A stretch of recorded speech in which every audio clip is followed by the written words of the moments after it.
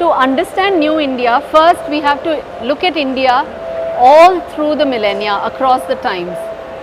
So India from the past, if you look at it, people who have been coming to India have spoken so greatly about India. They have had such nice things to say about the state of India's prosperity. So how did India achieve all this prosperity? So if you look at any civilization, it has three main needs: health, wealth, peace and security. And these three needs in a democratic nation is met by three pillars of democracy. One, which is the executive. You have the legislative which makes the laws. You have the judiciary, which delivers justice, makes sure that these laws are not violated.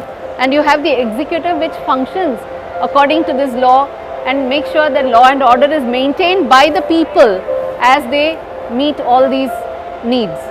So fundamentally it is a government where the people are working and the law, there is a framework for law. And when all of this is working together with values and connected and integrated with a great foundation and infrastructure for the nation in terms of the resources and the ethos on which the way the nation works, then you have laid the foundation for a wonderful good governance, and that will ensure that you have continuous prosperity. This is how India has been prosperous for millennia and millennia. But interestingly, if you look at these triangles of need and of the functions, if you superimpose them, it looks like a star. And when you show all this connectivity, it is nothing but it is like a Sri Yantra of India, which is an arrangement for prosperity. Shri is prosperity, Yantra is engine.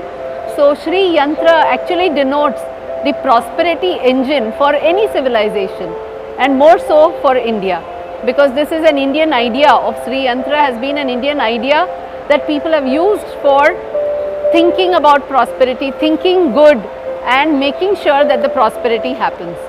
And which is why we have arranged this pavilion in the form of a Shri Yantra as well, and we are walking through the outer the infrastructure part of the Shri Yantra. So which is why we have designed this pavilion itself as such a prosperity engine. So if you see here, you have the infrastructure, and then you have the functions and the roles, the needs for the civilization, and how they are met with good values and good governance. So that makes the prosperity engine for India.